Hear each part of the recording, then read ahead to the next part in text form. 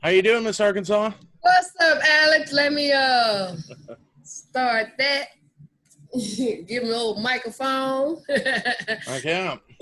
What's up, world? We are zooming through this pandemic with comedian Miss Arkansas.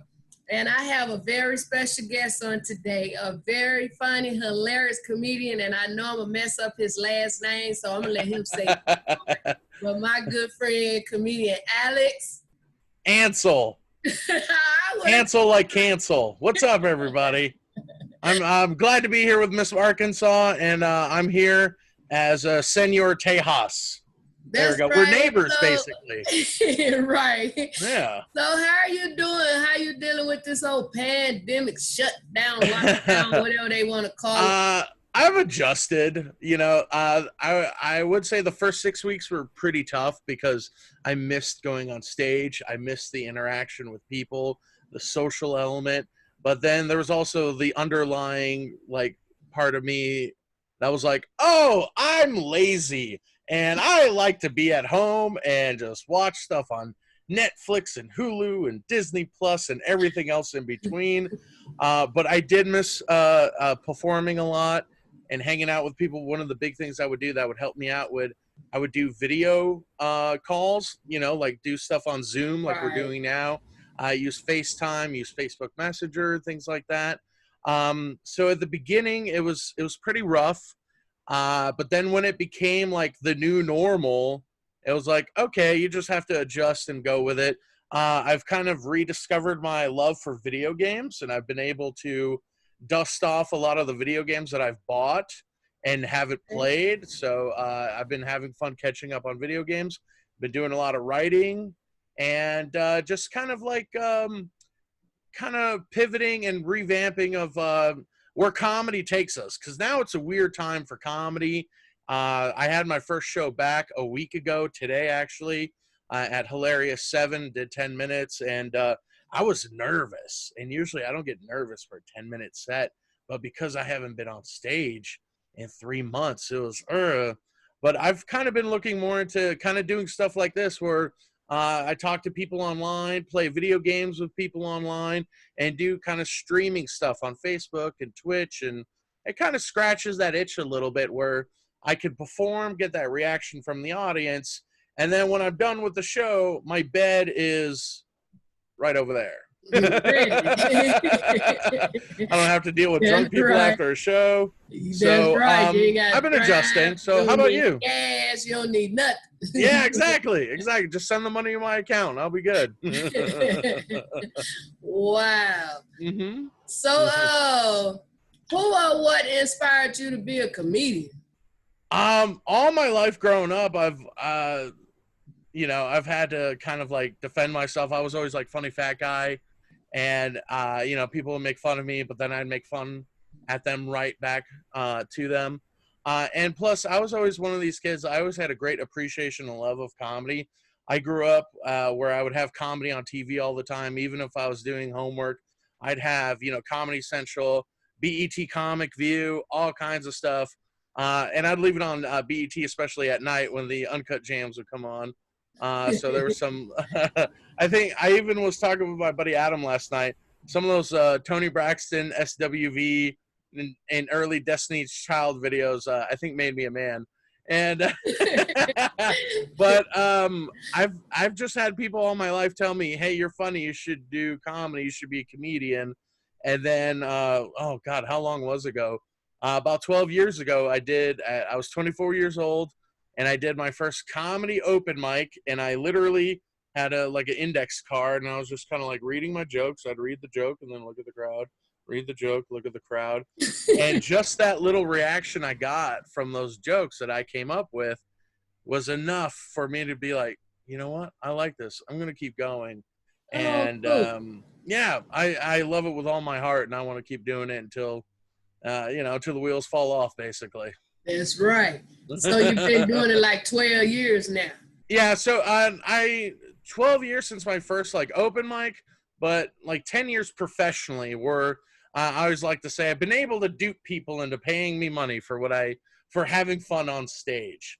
And that's the way I kind of look at it. And thank God, finally, the state of Nevada recognizes what I do as something, and I've been lucky and blessed enough to qualify for the PUA, unemployment, and all that stuff with all the forms that I had, and so I'm, it feels weird to like get something for nothing. So I'm like getting unemployment money for hanging out and like not getting sick, and I'm like, okay, so.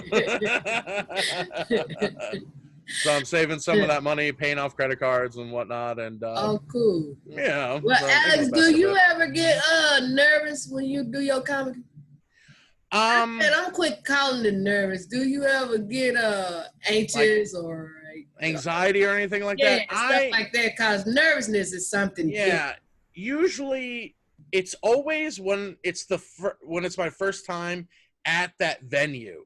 So if I've never performed at that place before, I don't know what the audience is like, and it's like, but it goes away like that as soon as I get that first laugh. I go up there and I don't even have a game plan. I don't know what my first thing. I just kind of go with it, whatever I'm feeling and vibing. I just say something. I get that first laugh, and I'm like, okay, good, we're good. And then I just, go into it. Right. So it's, like I said, it's only like the first time, but oh man, one thing that wrecks my nerves though, and I hate them, are comedy competitions, because then it really digs down. It's a time thing. So you have like 5 minutes, 8 minutes, and it's like, well, if somebody laughed at this joke too long, oh man, I have to cut out a tag from one that's coming up so I could fit it in time and still do my closer. And so you have to do all these calculations in your head. A lot of people just think, oh, go up there and be silly. And it's like, no, this is, rehearsed, written, performing, and there's a lot of things that go into doing comedy. Right. And yeah, we're having fun, and it's awesome that we get paid to have fun. But it's a lot harder than it looks, for sure. Especially when you're the comedy doctor, Mr. Tony Spires, Fruition, Mr. Tony Spires. He the comedy doctor and the owner and founder of the Bay Area Black Comedy Competition and Festival. And he told me that, like you just said, a lot of times the people laugh at one of your jokes so long. Yeah. You have to know when to cut them. Don't stop them from laughing, but you don't have to let them laugh that long. Yeah. Because you can go on into your next joke. They're going to appreciate you because they're going to be laughing at that too. So it ain't like you can laugh through 2 or 3 jokes at the same time. But, you'll pretty much know how long to don't let them laugh too long. Right. And that's, when it's pertaining to like competitions, you're on a time limit, obviously. Right. But there's other times. We ain't got no certain time or whatever. Yeah. So if I'm just performing. Laugh. They help you out on your time, and you can go. Yeah, you can just extend it. Get that much time. Yeah, exactly. Like you do the punchline, and then you could do a crazy face, or a lot of times I do something where I do like pickup lines, or I talk to the ladies. I'll be flirting, and I'm charming, right?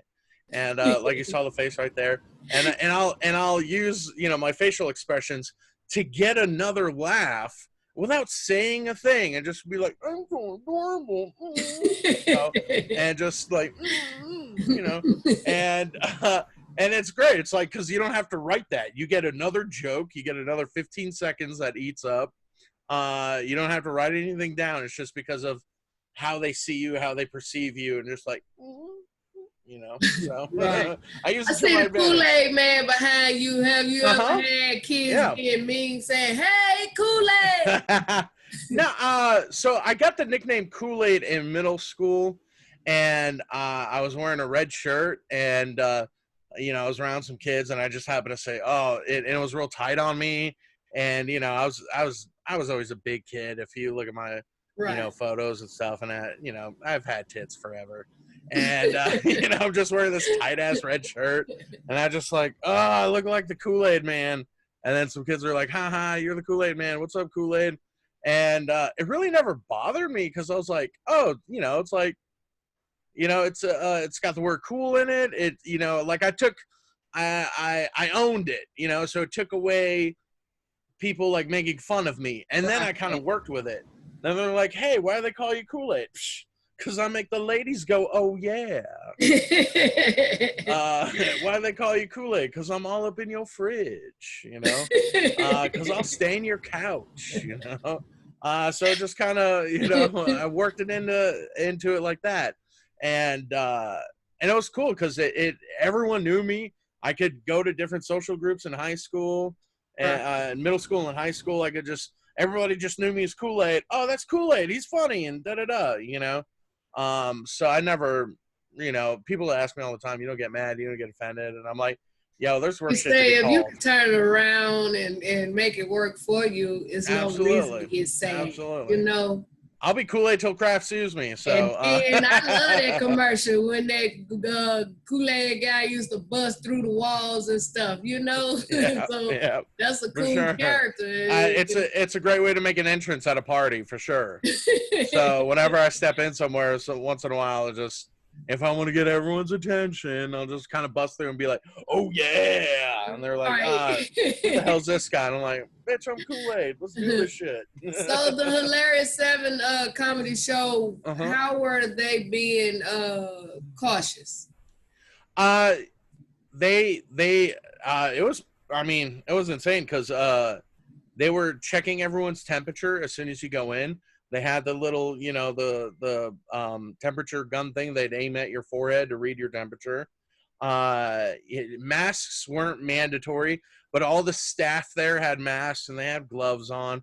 Of course, they checked me, and I just went straight into the green room, and they got everyone else. All the tables were 6 feet apart, and I got to say, all the tables were full. So, like, people, especially here in Vegas, they've been cooped up long enough, and they're like, "When are you going to get the hell out of here?" And it was fun. It was the performance was my performance, at least. It was weird because I would try to do jokes that I've done, you know, like, oh my God, when's the last time I did this joke? Oh yeah, March. And I would forget certain little bits. And I even said on stage, and I go, yo, to be honest, I forgot some of that joke. Go on YouTube where you can see and hear the full joke. And they laugh and think that's part of your joke. Yeah, and then I did like news stuff about how I'm adjusting with the quarantine. I'm like, the quarantine's been amazing to me, you know? In 3 months, I've done laundry twice. I don't wear shirts. What the hell? You know, I wear shirts only if I have to do something like this. I even texted you. You're like, hey, we're going to start in 10 minutes. And I was like, all right, great. I'll put a shirt on. Am I wearing pants? We don't know, you know? And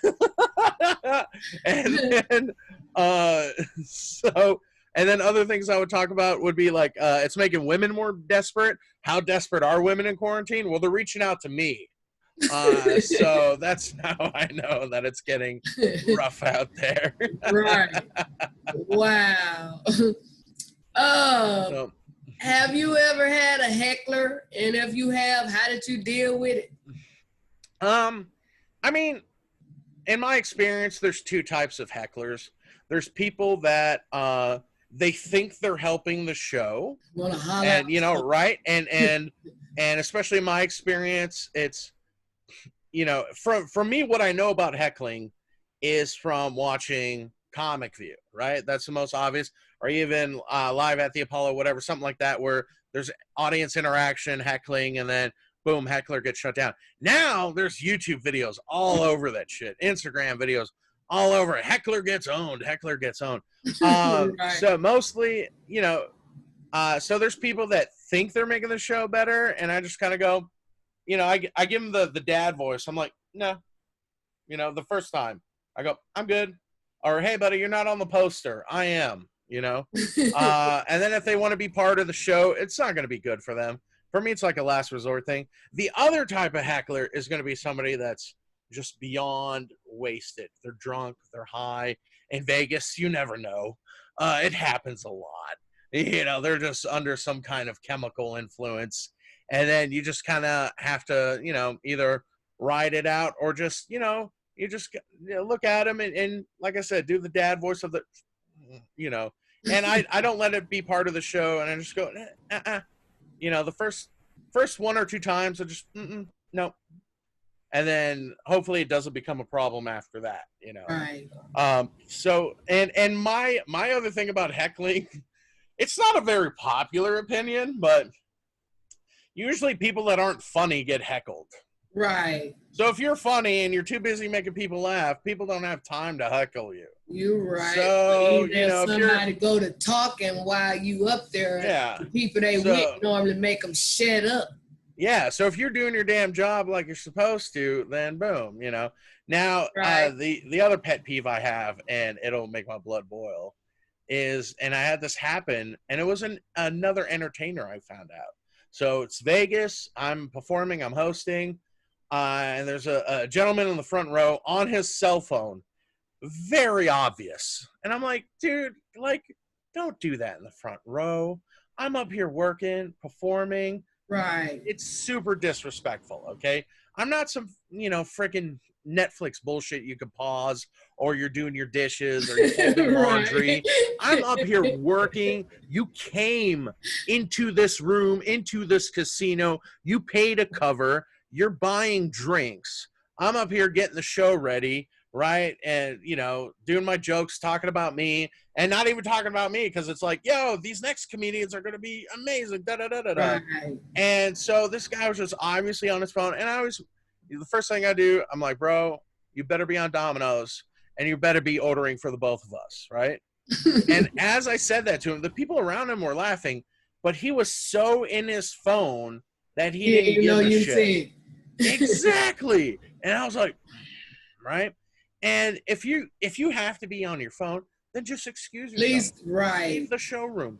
Go somewhere, you know, try to hide it. But this guy was just like, you know, just talking like with nothing going on. Right. And then after the show, he asked me he goes, hey, man, I had a great time on the show. What's the info of the 2 other comedians? And I was like, really? Maybe if you weren't on your phone, you would know that. You would know what their names were if you were on their phone. And then this guy, I sound so vindictive and petty, but I don't give a shit.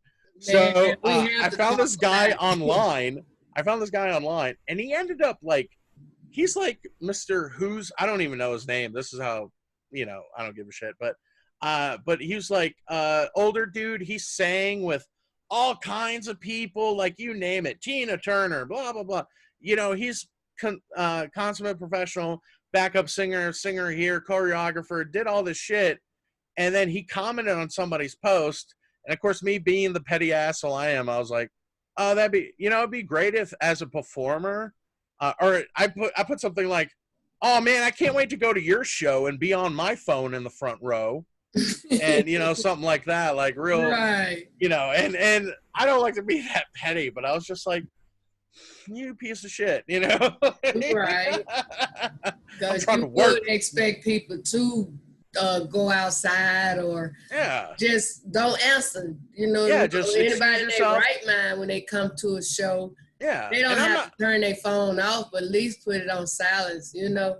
Yeah, I mean, you never know who have an emergency, but right, and I get that. If something happens, you know, like, oh my God, oh, I'm so sorry, that's fine. Right. You know, if you're like, oh, you know, but this guy was just like, don't act like I ain't up there talking about nothing. Right, he was like, oh, I'm on Amazon seeing where's my shipment? Yeah, I could, you know, like whatever, dude. And I'm like, it was just really, I felt really, especially in the front row, like you can get away with that shit in the back row. You'll see some blows, and I know I'm not Chris Rock, I'm not Chappelle, I'm not Sebastian Maniscalco, whatever. Like I get it, you know. I'm not like. But you know what, Alex? You don't have to be none of those people to be respected.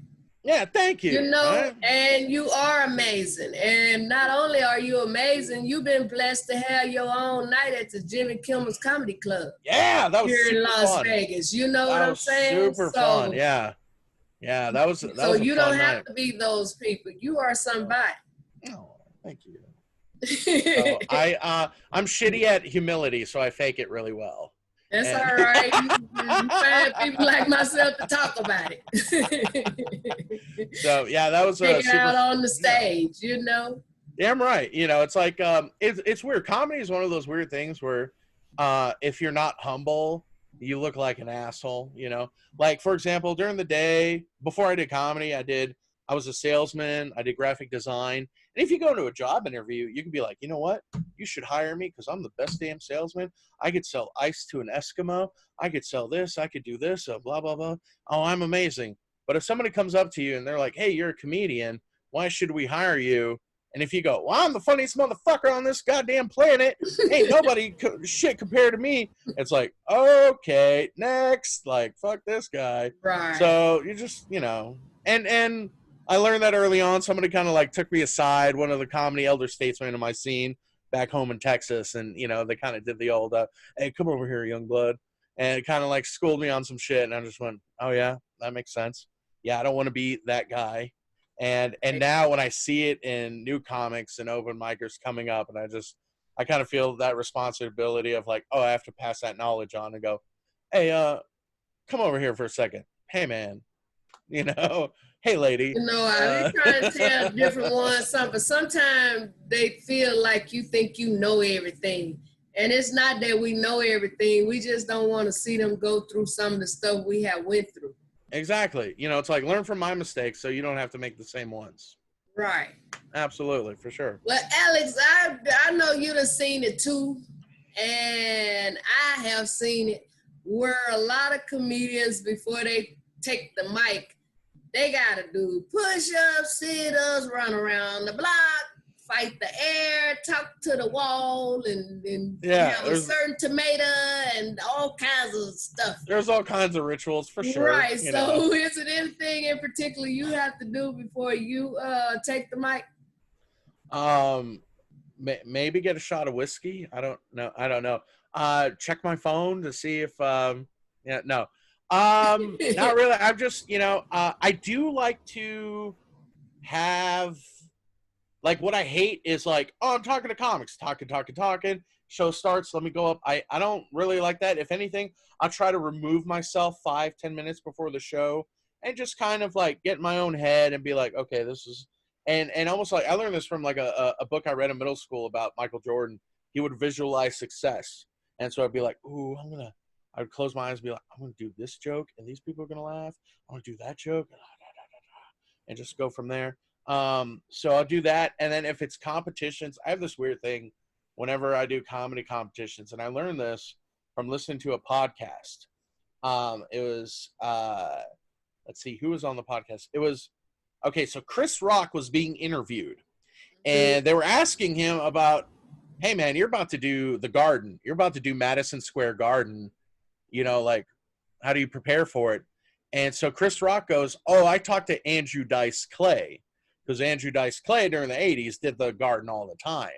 Right. And he asked Dice, hey, Dice, I'm about to do the Garden for the first time. What should I do? And Dice tells him, and he goes, watch Rocky. And I was like, oh, I get that. It's like motivational, inspirational, all this shit. So cut to me. How do I relate it? Rocky doesn't mean shit to me. I'm not from Philly. I don't give a shit about boxing. But me as a white kid growing up in the suburbs with a love of hip hop, what is my Rocky? 8 Mile. Okay, 8 Mile is my Rocky. So before competitions, I would watch 8 Mile, and then sometimes I would watch 8 Mile. And damn it, what's the other one? The one with Terrence Howard where he plays a pimp and he's a rapper. Damn it, it's gonna come to me. Anyway, I know what you're talking about. Right? Yeah, where's the Memphis Pimp? Yeah. Right. It's gonna come to me, and I'll be like, damn it, how did I forget my second favorite movie? No. But 8 Mile would, I would listen. I'd watch the movie Hustle and Flow. That's it. There you go. So I'd watch those to kind of like get me in that mindset of like, yo, me against the world. I'm taking everybody down. Like I don't give a shit. Like I'm the funniest dude out here. I'm ready just to go up on stage and rip. And then, of course, put on the headphones and listen to, some of the songs that were on the soundtracks of both of those movies. And again, that's for like comedy competitions. But all these other times, if I'm headlining a show, I'll be in the middle of New Mexico, Alamogordo or something, right? And I'll bring comics with me, usually younger guys. And I like to watch them kind of like, oh, man, I don't know. Okay, we'll see if this works. And okay, that joke from the opener worked. And, the feature and the other comics and the guest spot, they're like, okay, I kind of have fun just kind of watching that, and I go, okay. And then I kind of go up there, almost like the old pro, not really, but just kind of go up there and just go, oh, let me show you how it's done. I just make it look easy. And about that too. Growing up, my dad always said this. He goes, the people that make it look the easiest are the ones that are working the hardest. So That's true. I love what I do. I work very hard at what I do, and I want to keep doing it as much as possible. And that's performing on stage in front of people, getting people to laugh, and I'm gonna keep doing it, baby. So. You right, because I'm like Muhammad Ali. I fly like a butterfly, sting like a bee. Yeah, but damn you right. know what I'm saying? Like you just said, Yeah. They don't know how hard you've been worked to get to that.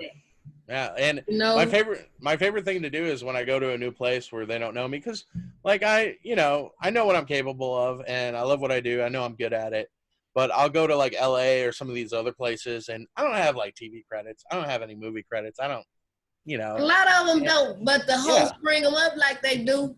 That too. Every TV show on, and then the they were an extra. They were in the background. They watched it, right? And my favorite thing to do is I'll show up to LA, and I'll just be like, oh, hey, what's up? I'm Alex. I'm from Vegas, originally Texas, whatever. And they're like, okay, cool. And then after I get off, after my set, especially LA, they'd be like, yo, hey, what was your name again?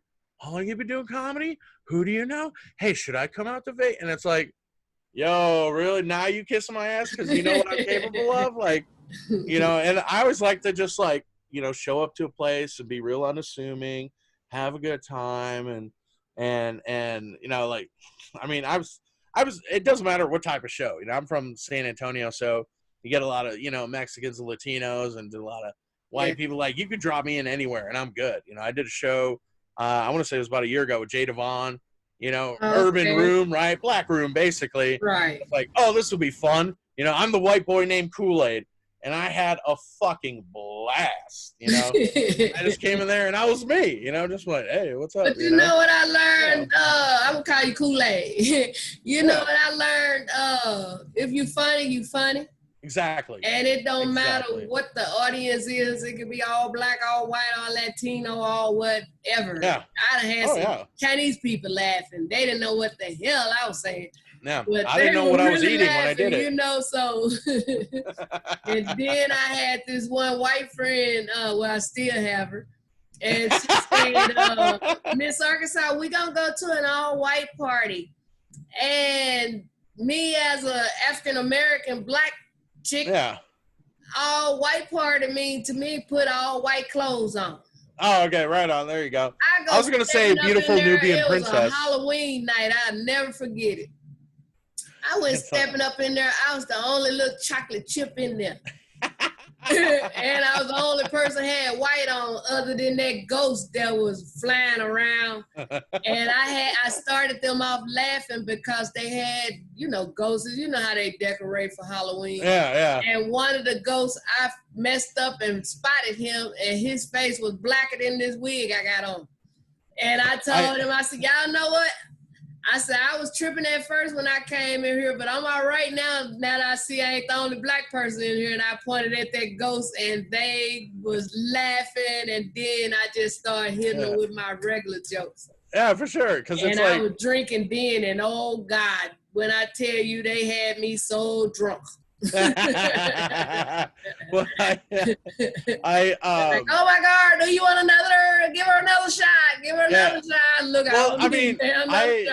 I've seen that before because in San Antonio, I used to live across the street from a heavy metal bar called Zombies, and there was always one black dude named Steve. He was a drummer, right? And Steve never paid for a drink, because all these white people would be like, hey, this guy, hey, let's get him a drink. It's like, and I'm like, Steve, when was the last time you paid for a drink? It's like, white guilt has been paying for his drinks for everver, because everybody wants to buy him a drink. And they're like, hey, yo, you like heavy metal? Shit, all right. And then they do that, just like, oh, this is ridiculous. So, but that's I don't, when it comes to that kind of stuff, I'm just whatever. I just want to go out. I want to, meet people, hang out with people, share laughs, and have a good time, and then You're right. that's what Well, I'm about, I and that's enjoy what. every time I see you on the stage. I Thank you. enjoy it. I And it's appreciate that. always Same to you, good Miss sharing the Arkansas. stage with you, you know. Thank So I'm you. gonna have to reach out to John and John Hilder. Oh And yeah, for sure. Get back at since you said Hilarious 7. it's cool in there, I take a chance, Mm-hmm. you know. But I heard there's one comedy spot out here. I'll let them find out for themselves. But a comedian friend of mine told me that he went to it and it was like a regular comedy night. He said wasn't nobody 6 feet apart. He said didn't nobody have a mask on but him and one other person there. And he said I'm not his sure about that. he said his instincts kicked in and he went home. Yeah. And I told him, I said, that's what you should have did, you know? Yeah. Because Like I I said, feel, you know, I've been praying for people for many years when I pray for myself or whatever. yeah. But seeing that a lot of these people don't care and then they act like like they ready to die, I'm like, should I be wasting my prayers on them? That's a You tough know what I'm spot. saying? You know. Say my prayers for me and them that want to stay here. Not the ones that don't mind dying. If you don't mind dying, then ain't just me going to God, talking to God for you. For sure. I mean, I know it doesn't look like I give a shit about my health, but here's the thing: I don't have insurance, and so like money, like having bills scares me more than like being sick, and so my incentive is like, well, if I stay home and I clean stuff and I don't know, cough in other people or have people cough in my mouth, then I won't get at least sick from corona, from COVID. And, you know, at least I won't die from that. Right. No, I'm not saying I'm not praying for people like yourself or whatever, you know. And if you just got to go out there, I'm quite sure you being protected and you protecting yourself because you don't want to be sick. Yeah. I bring hand sanitizer. But it's so many of them, they refuse to put the mask on. And a lot of them won't wash their hands before they start saying wash your hands. Now they ain't doing that. Right. They ain't doing nothing to protect you and them. I'll tell you what I did miss. And was I'm an affectionate person, and I tell you, when I got to do a show last Saturday, performing was cool, but it was great just getting hugs from people. And I would see my friends and I haven't seen in a while, and I would wrap up everyone, and I would give them hugs, and I would get hugs. And I even like made a little Instagram story about it. I was like, it was great getting hugs. You know, I haven't hugged anybody in like 3 months. And one of my buddies was like, you need to delete this. And I was like, I think you need a hug, you know? So it was great getting that. If you did do it, I'm sure your friends wasn't coughing and sneezing on you. Right, exactly. And it's not like at the same time, I'm sure you came home and washed them off of you. You know what I'm saying? So exactly. Like I didn't hug randos and people in the show. I hugged my friends that I know and I trust, and you know, things like that. Right. So but it was great just to have that connection. People love taking pictures with me, and I love taking pictures with them. For sure. If I go to a show and they be like, Miss Arkansas, can I get a picture with you? Sure, I'll photobomb you. Hell yeah. Damn right. You ain't getting beside me, but I'll sure get behind you. I like to say that I'll risk my life to photobomb you. I'm what you would call a suicidal photobomber. Wow. Well, some of the places you have performed. Oh man. So I came up in Texas, and I've been able to actually tour all across the country when I worked with a retired pro wrestler by the name of Jake the Snake Roberts. Oh, and wow. Yeah, Jake the Snake. And so working with him, I got to work in like Chicago, New York, LA, Seattle. Let's see, where else have we been? All different parts of Ohio, all different parts of like Washington, Oregon. Like I've got to do shows in Canada. So basically all over the, you know, North America. And I would love to perform in other places. For example, I'm half German and I speak German. It's a little rusty, but I would love to go to Germany and perform and just to see what it's like. So you And better work on your words and stuff, then, before you go there and say the wrong thing. Be like Chris Rock and was it Chris Rock or Chris Tucker? Chris Rock. where at? And which one? With the Chinese man. Oh yeah. Rush Hour. Chris Tucker. Remember them women pulled up and he tried to speak something to them and then he said the wrong thing. Yeah. I think I would get a lot of it back just being immersed in the culture. But the other thing too, in Germany, shit, they speak better English than we do. You know, it's ridiculous. But I'd love to go back to Germany. I've actually met a German comedian. He came and visited at LA Comedy Club with his dad, where he was filming this reality show where him and his dad were doing different things in the U.S. And so I got to meet him and his dad, and they both performed. And I freaked out all the other comics that were there and all the staff, because I just spoke German to them, and they're like, what are these weird sounds coming out of Kool-Aid's mouth? And I'm just like, blah, blah, blah, blah, blah, you know, because everybody's used to hearing Spanish. You know what Spanish sounds like, you know, and things like that. But then when you hear German, you're like, yo, you sound like a villain from a Die Hard movie, you know? Wow. So it was cool to kind of flex that a little bit. Yeah. Wow. Some of the comedians you have performed with since you've been doing your comedy. Oh man, let's see. Who have I performed with? There's too many to name. I'll tell you some of my favorites though. How was that? There's a guy named Quinn Dale. I love performing with him, and he's a great performer. But I like hanging out with him after the show is done, because he's just like a silly, fun dude to be around. Mike Merrifield, Butch Bradley. Who else do I like to hang out with and perform with? Rocky Dale Davis is great. He lives here in Vegas now. There's so many. I've gotten to work with Nikki Glazer. She's super funny and great. Kristen Key, Lori Kilmartin. Let's see. God, the list goes on. Ain't making it your favorites. What's that? I mean, obviously Miss Arkansas. I don't know if you saw my tattoo that okay. Well, oh no, I'm getting it next week. I forgot. There you go. Miss I like hearing your nursing stories. I pay attention. Right. For sure. Wow. So, yeah. That's cool, though. You know, and have you heard anything about Jimmy Kimmel's Comedy Club and when they talking about reopening or anything? The only thing I've seen is on Facebook. They have Facebook events of shows happening in July, so they might. And the same thing with LA Comedy Club. It's like I'm hearing whispers of like, okay, stuff might happen in July, and to be honest, I'm like, you know what? Take your time, because I kind of like these unemployment checks, you know. So it's like,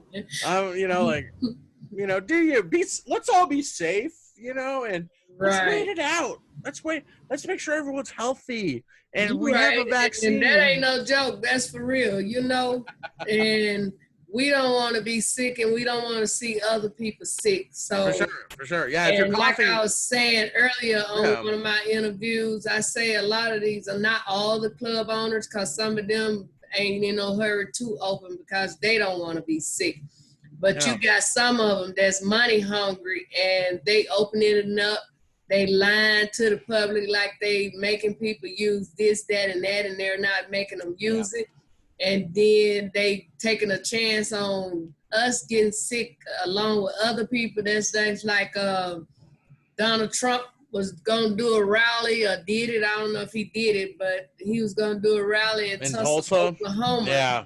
And they announced that 6 of his workers, the people that were helping setting it up, they tested positive for the virus, you know, so it ain't cool going to all this big stuff, you know, if you... Yeah, for sure. You can say you protected, but at the same time, you don't know if you touch a door or touch whatever. Yeah, anything. You know what I'm saying? You don't know what is on for real, because it ain't just the sneezing and coughing. They probably sneezed on something. Exactly. You know? So it's like you want to go, but at the same time, when you go, it's like you playing Russian roulette. You don't know where the bullet at. I've had to stop eating my own boogers, and I'm very upset about that. Yeah, I mean, just the way that this guy's handled everything, and with the advisors and the response to everything has just been, it leaves me wanting for better leadership, to say the least. I feel like other presidents would have been on the ball better, right? And I would have more confidence in presidents of the past than the current one. And I think he the only one got the real shot, the real medicine or whatever, because everybody around him getting sick. Everybody but him. And I don't have an answer for that one. You watch the news and it's him and all his little people. Yeah. He ain't got no mask on, and they ain't no 6 feet apart.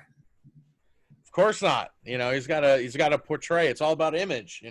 He's got to show that he's fearless and that he's healthy and he's virile. And it's like, nah, dude, you're like, what is he, 70 something? I think he already got it, to be honest. He just ain't. Oh, he's got something else. He just ain't passed out yet. Yeah, it's mention of passing out. My prayers are with comedian D.L. Hughley.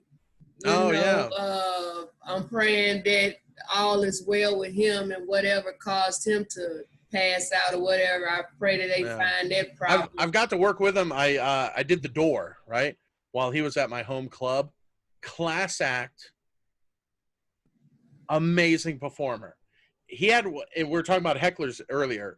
He had one of my favorite heckler comebacks ever. And, two of them, really. So the first one he did, he's like, hey, where'd you learn how to whisper, in a helicopter? And it's like, I may have heard that before. I don't know, whatever. But he said this to a lady that was just like, we love you. She was interrupting the show. She loved it, but she was interrupting the flow. Right. And he just goes, hey, let me ask you something. Are you this is a terrible D.L. Hughley. When he goes, hey, you an astronaut by any chance? She's like, what? She goes, yeah. I know this is San Antonio. Houston is where they have the spaceships. But are you an astronaut? She goes, no. She goes, well, you better be, because you fucking with a star right now. And I was working the door, and I was just like, yo!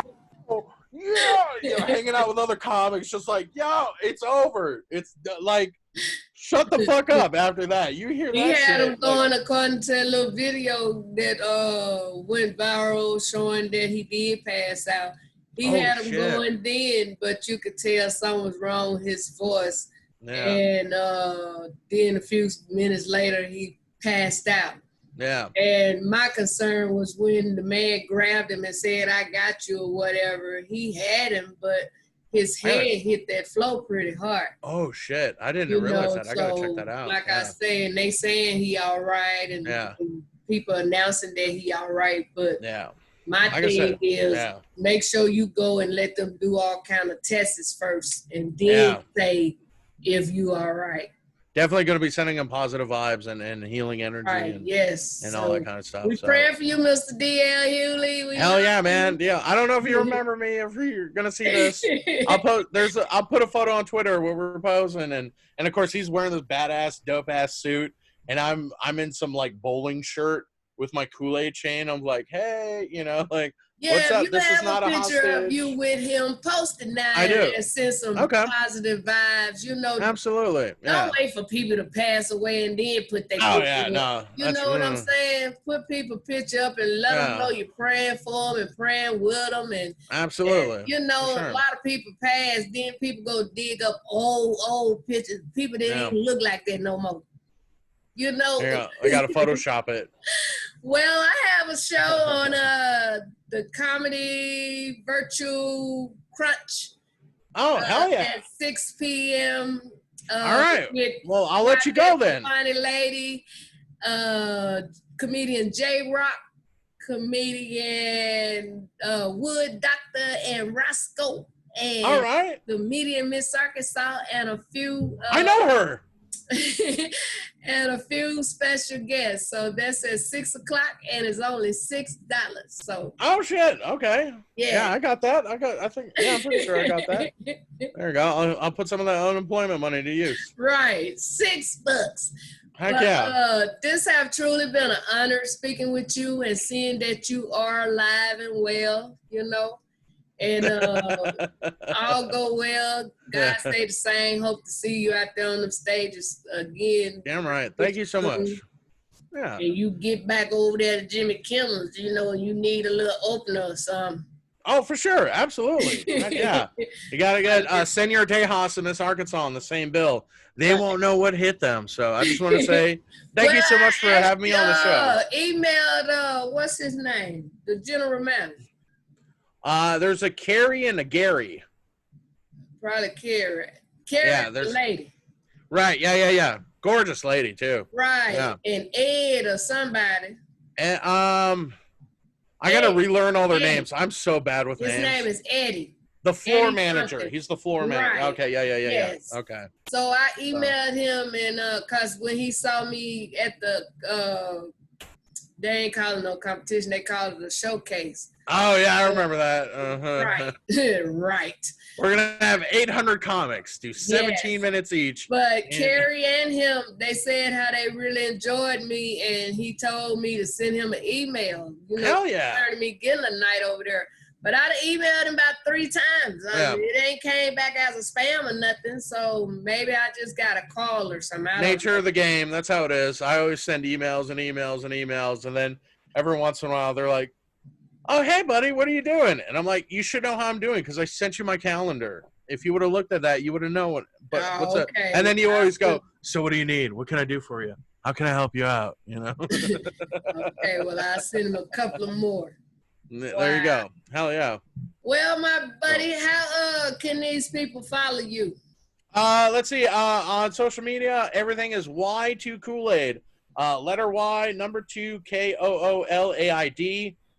So that's for Twitter, Instagram, Facebook. I'm on Twitch streaming now too. So basically I'm on Facebook and Twitch where I'll play video games and talk with people and interact and just kind of like broadcast from there and kind of host my own show and have a good time. You normally do that? Just whenever I feel like it. Oh, okay. I thought you had a set time. I'm working on that. I'm working on different show ideas and then kind of things that I'm pitching. So, basically when I'm not hungover. So working on that too. But yeah, so, and also alexansel.com, ALXANSEL.com. I got all my social media links on there. Check me out, all that stuff. And then, let's play video games together and hang out, talk shit. So sound good. I don't know how to play, but I'll sure give my all and beat you. Oh shit! Yeah, hell yeah! Let's do it. There you go. We'll even play Tetris. That's my favorite game ever. There's a lot of these games are too complicated, and I'm like, I don't need to do all that. Give me Tetris. It feels safe. It's a blanket, and I can flip bricks, and then All right. Well, I'll check it out. But thank you so much for this opportunity. Stay prayed up and covered up. Absolutely. And if all go well, we'll be out there slanging them jokes again soon. Damn right. People need to laugh, especially now more than ever. Yeah, absolutely. Damn right. All right. Oh, before I let you go. Yes, ma'am. What do you think about these virtual comedy shows? Okay, so it depends on what they are. If it's something like this, where it's a planned content thing, where interview, kind of podcasting, to me, I find it's great. If you have a vested interest in somebody that you're watching, fine. I'm not a big fan of like, hey, I'm going to set my phone in the corner, stand in my living room, and pretend it's a regular set. Because stand-up works best with an audience. You have to have people reacting. You have to be able to read their faces and hear their laughter. And so if you're just performing at a phone, just no, that's not a huge fan of it. There's some people that can do it better than others, but I mean, look what Chappelle did. He with his 846, it's not really a comedy special. It's great, but look what he did. He invited people to his, to his ranch, his property, had everybody 6 feet apart, and he was like, "Oh, you're not doing comedy over there? Well, I'm gonna do it here." And I thought that was fantastic the way he did that. So Right. I've had friends do like VR comedy where you could do comedy and like, with a virtual headset and 3D and all that shit. But I'd rather like talk to, a comedian or 2 or 3 other comedians. We have a good time. We share laughs. We play video games. We talk about certain topics. Something where there's a plan versus then, hey, what's up? I'm funny and I'm sitting on the couch. And it's like, oh, Jesus. Well, I like it like on Zoom because if you got unlimited, you paying for it. Yeah. You can have unlimited guests and unlimited time and all that. Me, I have where I can have like up to 100 people and for at least an hour. Oh, shit. All right. Right. Don't so threaten me with a good time. They need blocks and they be from all around the world. Yeah. And you can see the faces like we see each other and you can hear them laugh. So ain't nothing gonna take the place of that stage. Yeah. But if I had to choose something, I'd choose it on something like Zoom. Yeah. And that's what I like about Twitch too. It's like I get to perform for the people that are watching. They're watching me in real time or, live. I'm performing for them. I'm playing a video game where, they can interact with me in chat and they put comments. They can ask questions. I can answer those. We could talk about the video game. We could talk about other things that I bring up. And like I said earlier, it kind of scratches that itch for me of performing for people, but I get to be safe. I'm in my house. I don't have to wear pants. That's a big thing. Right. And then, like I said earlier, you got no 2-item minimum food. Exactly. Minimum. And then they can send me money if they want to. Like I tell anybody that's watching me, I go, hey, hey, first of all, thank you so much for checking it out. If you want to help me out, hey, go like and share my stuff. If you want to send me money, you don't have to, but there's links, and actually at my first stream, people sent me $360 so I could get this office chair. I put my Ninja Turtle bed sheet over it, of course, but they sent me this heavy duty office chair because I was playing video games, talking to people, and I got up to change my fan to move it, and some of the people were like, "Yo, that wooden chair you're sitting on sucks. Like, it's terrible. Blah blah blah. How do we send you money?" And I was like, "No, don't worry about it. I'm good." And so they would send me money. And I was like, what? And then at the end of me playing video games, I reach down to get something, and the chair breaks. And there's actually video of it. There's video of it on my social media. Oh, well, go look at that. Not the laugh, but the chair. And I'm on video. Like, I'm recording the whole thing. So you see me just gunk, right? Oh, geez. And I move the camera towards me, and I just start laughing because I'm like, what else are you going to do? And then everybody in the chat was reacting like, oh my God, that just happened? And they were like, well, I guess you're buying that chair now. And I was like, yeah, no shit. And then a couple days later, I get this bad boy right here. And it's a Haas. So that's for special occasions. Right. When I need to edit something. And then, of course, I got my disinfectant wipes in here, so to be safe. That's right. Wow. I got about 20 masks sitting beside me, and I went and bought me some more. I got these kind. Right on. These kind. Oh my God, I got hand sanitizer. Oh, we got the big bottle. Hell yeah. I got a box of gloves. I used to have gloves like that when I sold weed in Texas. One designer that I interviewed, she made me and my puppy a mask. And he didn't wear it in the house, but he won't wear it outside. I had you need to wear it outside. I ain't got no virus. I went to Walmart yesterday, and I'll wear my mask inside the store, right. if there's people there. But if it's just me in the car, whatever, I don't give a shit. I'm taking the mask off. I gotta breathe. You're right now. I already have enough trouble breathing as it is. By yourself or none of that, Yeah. Pretty much when you're going in these business and places like that. For sure. And if it's so many people that don't want to wear it, at least if you wear it, you make it out. Yourself, Make it out with my Tinder dates. I had to tell one young man, don't you see that orange line? All up on me. I don't care if I do have a nice behind. You ain't going to be up on me like that. You going to get at that orange line. Look, but don't touch. Wow. Well, I gotta go. The clock on the wall. Yeah, you got another show to do. Thank you so much for having tagging me. you in this on Facebook. And then audio part, it'll be uploaded on anchorfm.com, Nice. Spotify, Twitter, and all those other good things. Hell yeah. I'll make sure I share it with you. Oh, please do. Yeah. And then, yeah, I got to go check what Amazon left on my front door. So thank you so much for having me on the show. Thank you, Miss Arkansas. It's been a pleasure talking with you and interacting with you. And I can't wait to see you in the real world, in real life, and get a hug from you. Thank you. Gotcha. All right. In peace. Thank you so much. Bye.